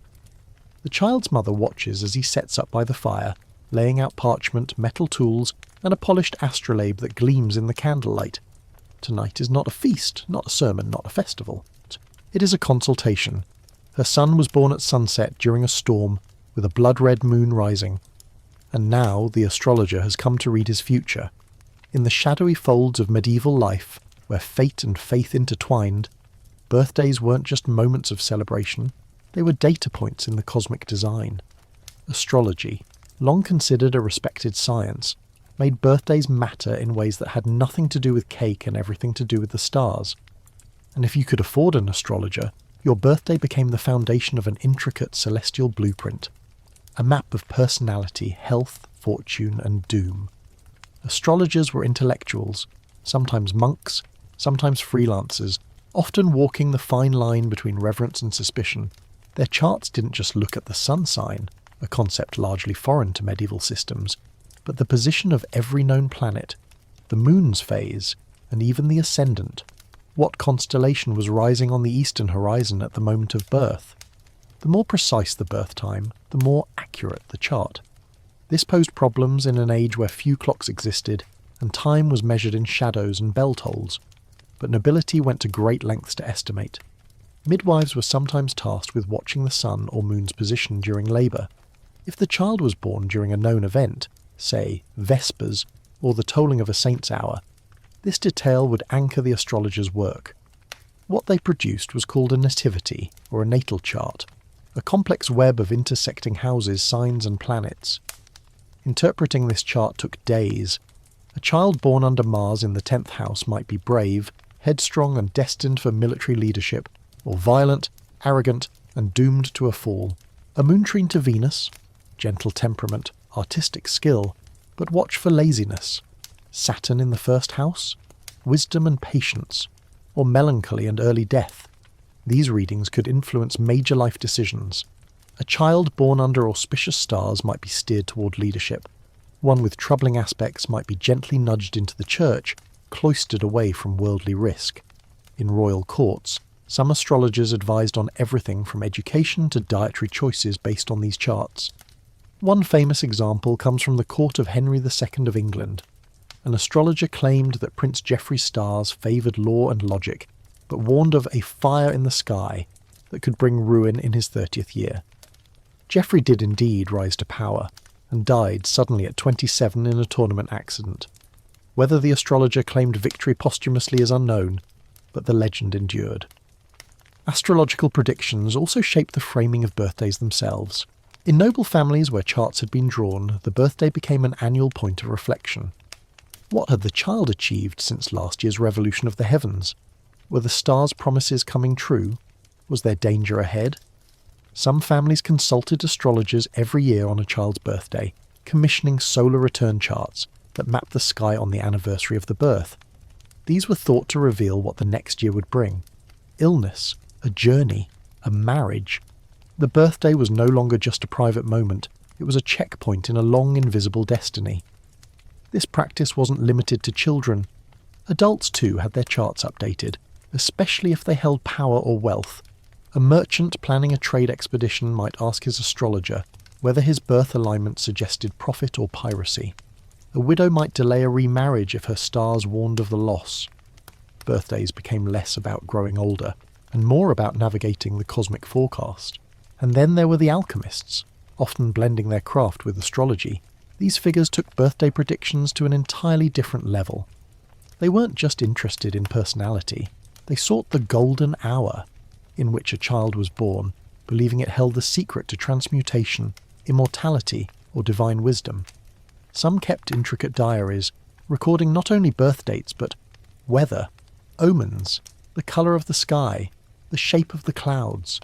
One 15th century alchemist named Thaddeus the Wise recorded over 300 birth charts in a single decade, annotating them with marginalia like "mother wept," "goat bleated at midnight," or "candles refused to light." These seemingly trivial notes were, to him, part of the larger pattern. Everything mattered. The world was a book, and each birthday a new page. But not everyone welcomed this obsession with stars. The Church's stance on astrology was ambivalent at best. Some theologians argued that the stars could influence the body but not the soul. Others condemned astrology outright, seeing it as a threat to free will. Several church councils banned or restricted astrological consultation, especially if it strayed into judicial astrology, predicting specific events, like death or political shifts. Despite this, astrology flourished. Many clergymen practiced it quietly. Popes consulted astrologers before coronations. Bishops debated planetary influences in letters. The line between faith and fate blurred, especially in times of crisis. A plague would drive people to look for heavenly explanations. A comet would rekindle interest in old prophecies. Birthdays, in this context, became moments of cosmic vulnerability, portals through which divine will might be glimpsed. In popular folklore, echoes of astrology took root in simpler forms. Children born on certain days of the week were believed to carry particular traits. Monday's child is fair of face, Tuesday's child is full of grace. These rhymes, which appear in later centuries but have earlier roots, reflect the same desire to connect birth with identity. In some villages, local wise women acted as unofficial astrologers, blending planetary lore with herbal knowledge. A child born under a cold moon might be given extra layers of wool. One born during a thunderstorm might be fed chamomile tea for calmness. Whether this was astrology, medicine, or intuition hardly mattered. The birthday was seen as a window into the soul, and occasionally the birthday became a spectacle. In cities like Prague, Florence, or Toledo, where scientific and mystical knowledge mingled freely, astrologers sometimes gave public lectures on famous births. They would describe the sky at the moment of a prince's arrival, the alignment of Mars and Venus, the eclipse that foretold greatness. These events were part science, part theatre, and always tinged with political overtones. A ruler with a powerful birth chart was harder to depose. A rebel leader born under a dark conjunction might be discredited in pamphlets. Even children could be mythologized. He was born at midnight under Jupiter's gaze with a hawk's cry in the distance. True, who cares? It sounded good. Historians still debate how seriously people took these predictions. Did they truly believe the stars controlled fate? Or was astrology simply a language, a way to make sense of a chaotic world? Likely, it was both. In a time when life was fragile, uncertain, and largely out of one's control, the sky offered a narrative. It gave birthdays weight. It made them part of something bigger. And isn't that what birthdays are in their deepest form? A chance to say, I exist in this vastness. I began here. So even if no one lit a candle, sang a song or wrapped a gift, the moment of birth was still sacred, etched not in frosting, but in stars. Down through the labyrinth of time, a few names whisper louder than others. Joan, Richard, Hildegard, Dante. Most people in the Middle Ages lived and died with little fanfare, their birthdays unknown, unmarked, or lost entirely to the dust of old parish floors. But some, by fortune, power, or sheer audacity, left enough of a trace that we know, or think we know, the exact day they entered the world. These were the famous medieval birthdays, the ones that actually mattered enough to be recorded, remembered, and sometimes mythologized. Let's start with a king, because when a monarch was born, everyone paid attention. Henry V of England, the warrior king immortalised by Shakespeare, was born on September 16th, 1386, though some records say 1387, just to keep things spicy. His birthday was documented not just because of his royal blood, but because his reign would be seen, retrospectively, as the high watermark of English chivalry. Chroniclers love to tie greatness to birth. One account notes that the stars were particularly bright that night, and a wolf howled in the forest. That's probably not true, but it sounds great in a manuscript. In contrast, Joan of Arc's birthday is a more elusive affair. Born in 1412, most likely in January, though the precise day is unknown, Joan's early life is cloaked in rural silence. What we do know comes from later interrogations, where she claimed she was about 19 during her visions. Her actual birthday mattered less to her contemporaries than the fact that she was chosen. Still, local traditions in Domremy celebrate her birthday on January 6th, the feast of the Epiphany, hinting at a symbolic rebirth. A girl born on the day the wise men arrived. Then there's Hildegard of Bingen, Benedictine abbess, composer, mystic, and all-around medieval powerhouse. She was born in 1098, likely in September. Though the exact day is unknown, the church celebrates her feast day on September 17th. That date, while not necessarily her birthday, has become a kind of posthumous celebration, a recognition that her life, which began quietly in the Rhineland, echoed loudly through theology, music, and medicine.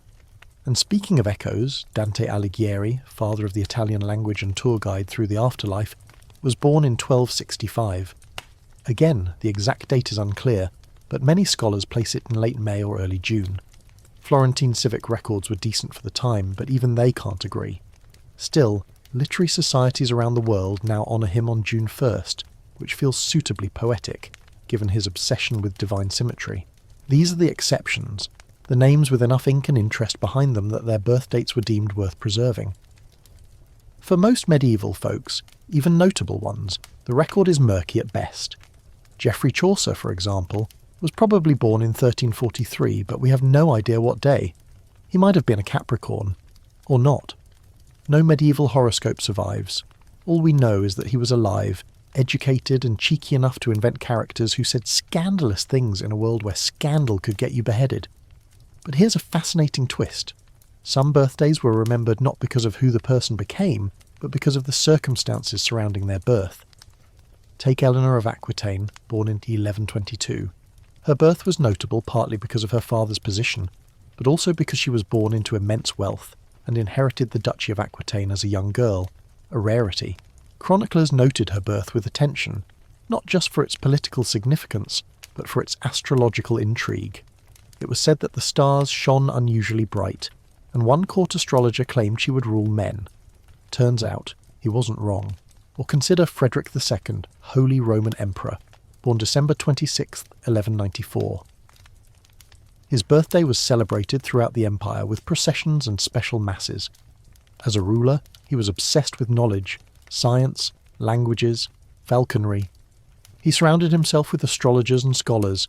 His birthday wasn't just a personal note, it was a state event, renewed each year with gifts, games, and performances.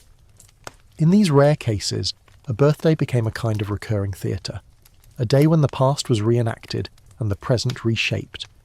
Monarchs used their birthdays to pardon prisoners, dispense alms, or host tournaments.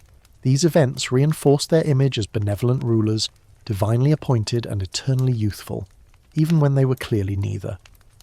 Interestingly, saints were almost never celebrated on their actual birthdays. As mentioned earlier, the Church preferred death days, seen as the true birthdays into eternal life. But in a few cases, the day of physical birth held symbolic weight. Take the Virgin Mary. While her birth isn't recorded in the Bible, tradition eventually fixed her birthday on September 8th. This date was celebrated across Christendom with feasts and processions. The logic: if Christ's birth was celebrated on December 25th, then his mother's birth, 3 months earlier in liturgical terms, landed in early September. The day became one of the few nativity feasts for someone other than Jesus, highlighting how medieval theology occasionally bent timelines for the sake of symmetry and sacred pattern. Likewise, John the Baptist is unique in having both his birth and death commemorated. His birthday, June 24th, was one of the oldest Christian feast days, marked by bonfires, dancing and festivals. The day sits just after the summer solstice, symbolising the shift from light to darkness, mirroring John's words that he must increase and I must decrease. His birthday thus became a cosmological marker, intertwining faith, fire, and the fading sun. These rare birthday feasts stood in contrast to the general medieval reluctance to elevate personal birth dates. They showed that when a birthday was remembered, it often carried layers of meaning, cosmic, political, spiritual. It wasn't about cake. It was about cosmos and calendar, about how your entry into the world fit into a much larger design. And in some corners, that design was downright strange. Take the curious case of Merlin. Okay, yes, Merlin is probably fictional, but in Geoffrey of Monmouth's 12th century chronicle, Merlin's birth is described in detail. Born of a nun and an incubus, conceived in mystery, and delivered under omens and fire, his birthday is mythic in every sense. Astrologers in later centuries tried to retroactively chart Merlin's birth based on descriptions of comets and eclipses in the text. Some placed it in the 5th century, others earlier. One even claimed Merlin was born during an eclipse over Wales in the year 410. None of this is verifiable, but it reveals how deeply medieval minds wanted birthdays to matter, even for legends. The fascination extended into fiction too. In chivalric romances, a knight's birth was often tied to mystical signs. Sir Gawain was said to have been born at sunrise on Christmas Day, a detail meant to underscore his virtue and connection to Christ. Such symbolic birthdays reinforced the idea that who you were was forever linked to when you arrived. Historians still argue whether these famous birthdays were recorded because they were exceptional, or whether their survival simply reflects which documents happen to last. The answer is likely both. Parchment was expensive, ink faded, fires burned libraries, but where power existed, so did record-keeping, and where legacy mattered, birthdays occasionally broke through. In the final analysis, these remembered birthdays, whether of kings, saints or scribes, offer more than trivia. They show us how time, identity and meaning intersected in the medieval mind. A birthday wasn't just personal, it was symbolic, it was shared, it echoed outward. And while most people were born into obscurity, those few whose birthdays were remembered, accurately or not, became anchors in the vast flowing sea of medieval history. They remind us that even in a world dominated by saints' days and feast calendars, the moment of birth still shimmered with potential. The evening shadows stretch across the cathedral square, where pigeons roost on statues of long-forgotten saints. A tourist guide rattles off facts about medieval architecture, and someone in the crowd raises a hand. So, did people back then celebrate birthdays? The guide hesitates, then offers a shrug. Well, sort of. And that's where the myth begins. Today, when we think about medieval birthdays, our minds conjure up a confused tapestry of fairy tale feasts, burning candles, and peasants dancing around maypoles. But the reality, as we've wandered through together, is far more textured and often misunderstood. The birthday, as we know it now, was a rare and shifting idea in the medieval world, woven from spiritual caution, practical limitations, and occasional bursts of human warmth. Modern assumptions often paint the Middle Ages as either wholly ignorant or excessively pious? In truth, they were both, and neither. Yes, people often didn't know their exact birth date. Yes, the church discouraged excessive personal celebration. But humans are stubbornly sentimental creatures, and even in a world dominated by saints' feast days and religious rites, they found ways to acknowledge life's milestones. So, what do we get wrong about medieval birthdays? Let's start with the cake. Modern birthday cakes, especially the layered frosted towers we see today, didn't exist in the Middle Ages, but that doesn't mean sweet foods weren't used to mark special occasions. Honeyed breads, spiced buns, and symbolic loaves were all part of the culinary repertoire for feast days and milestones. The cake was there. It just didn't look the way we expect it to. Same goes for candles. We assume birthday candles are a modern invention, but in truth the use of light, especially in connection to birth and protection, was common. Candles were lit at baptisms, vigil rites, and sometimes placed on loaves or buns during name days or symbolic offerings. The idea that a flame marked your entrance into or survival through another year. Deeply medieval. We also tend to imagine peasants as joyless serfs, too burdened to bother with celebration. And while life was undoubtedly hard, bone-chilling winters, unpredictable harvests and occasional Viking raids, there's plenty of evidence that people did celebrate in their own ways.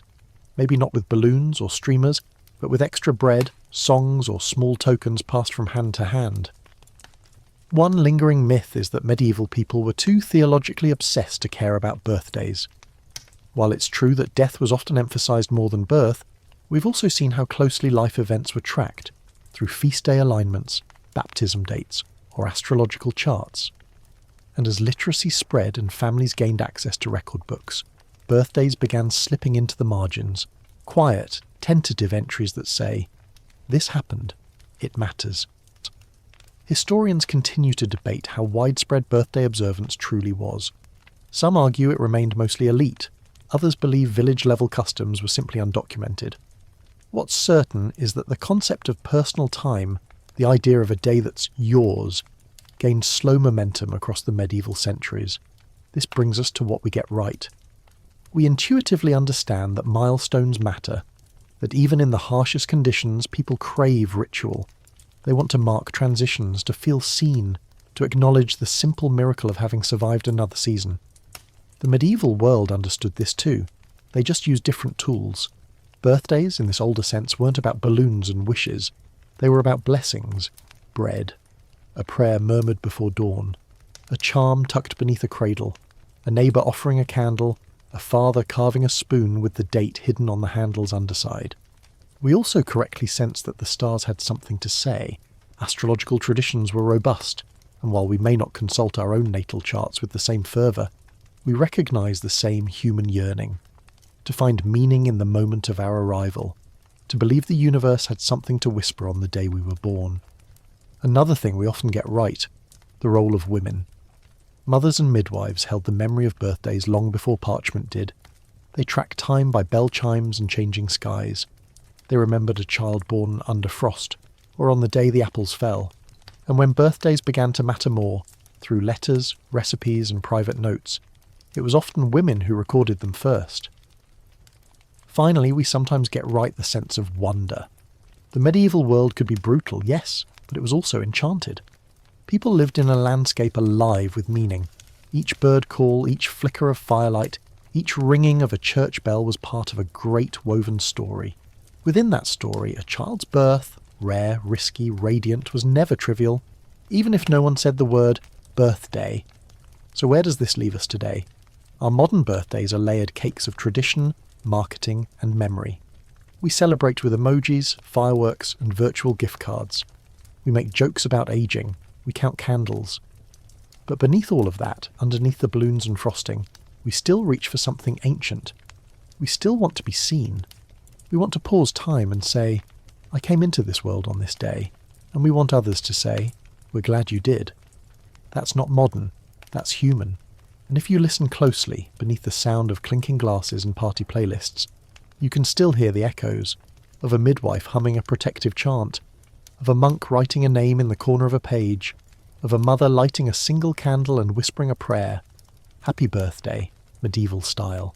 Now, as the last flicker of candlelight fades and the echo of minstrel songs dies away, Let's breathe in the quiet. Let the images settle, the embroidered tokens, the scent of honeyed bread, the soft scratching of quills in a monastery's glow. Life in the Middle Ages was not easy. It was full of hardships, uncertainties and long winters.